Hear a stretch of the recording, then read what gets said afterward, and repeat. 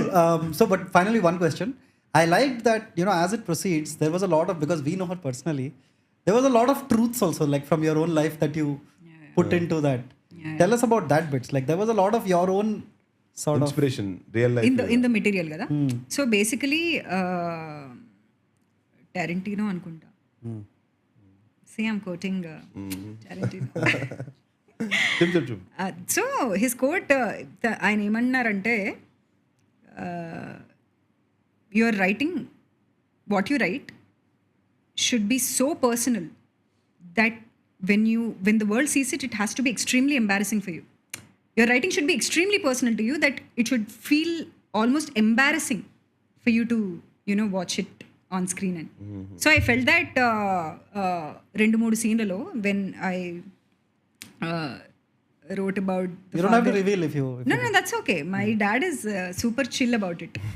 So the whole thing of me going home only to see that my father had sold off everything. That is the story we have heard so many times. Now you see it on screen. Yeah. It is like, you want to tell that story? It's a funny story. Yeah, it's extremely funny. నేను రాసింది కూడా ఫన్నీగానే అనుకున్నాను నేను actually. But then today I realise all these are my learnings as a writer. So నేను అది రాసినప్పుడు for me it was funny because చిన్నప్పుడు నాకు అది అయినప్పుడు when I went home, so I go home, కిరాణా కొట్టులో నాకు ఫ్రిడ్జ్ కనపడింది, ఒక ఎర్ర ఫ్రిడ్జ్. మా ఇంట్లో కూడా ఇదే ఫ్రిడ్జ్ ఆంటీ అన్న. ఇంటికి వెళ్ళిన తర్వాత మా ఇంట్లో ఫ్రిడ్జ్ లేదు. సో బేసికలీ పైన కూలింగ్ కింద కూలింగ్ అవ్వదు. So basically my dad so he sold of the fridge, not to some ఎవరికో కాదు, పక్కనే కన్వీనియంట్ పక్కనే ఉంది అమ్మేసి. అది కూడా he didn't put much effort in selling. So నేను రాస్తున్నప్పుడు it was funny to me, and I imagined the whole scene to be in the space of dark comedy, but I didn't want it to be an emotional scene at all. Endukante I am not believing that it is an emotional scene. Firstly, so అక్కడ మీరు notice చేశారో లేదో, మా అమ్మ కూడా నన్ను కొట్టిన తర్వాత take off the bed. You noticed that, right? Yeah. So that was also a joke. Just tell that though. I think I interrupted in the middle. So మా అమ్మ లేచి నన్ను కొట్టి అప్పటికు కూర్చుని ఉంటుంది సోఫాలో. అన్నీ తీసుకెళ్ళిపోతున్నారు, అన్నీ అమ్మేశాడు కదా, అన్ని టీవీ తీసుకెళ్ళిపోతున్నారు, అన్నీ తీసుకెళ్ళిపోతున్నారు. సో మా అమ్మ నన్ను కొట్టడానికి లేస్తుంది, వెనకాల నుంచి సోఫా తీసుకెళ్ళిపోతారు. So that is also visual joke. So everything was a joke to me when I was writing this. But నాకు అదే ఇప్పుడు లెర్నింగ్ ఏంటి అంటే, when it is to do with your trauma, even if you view it as a funny sequence in your life, for people it is fresh. వాళ్ళకి ఈ information first time చూస్తున్నారు కదా, so వాళ్ళకి యాక్చువల్లీ అది అయ్యో అని అనిపిస్తుంది, ఇఫ్ నాట్ సాడ్, అవునా అడ్డే అని అనిపిస్తుంది. సో నేను అది ఫన్నీ నవ్వు అంటే చాలా గలీజ్ ఉంటుంది. సో ఇది నాకు నెమ్మదిగా అర్థమైంది. So when there is any sort of emotion, it has to be dealt in a way that maybe deal with it in a light-hearted way tappa. It is not a joke.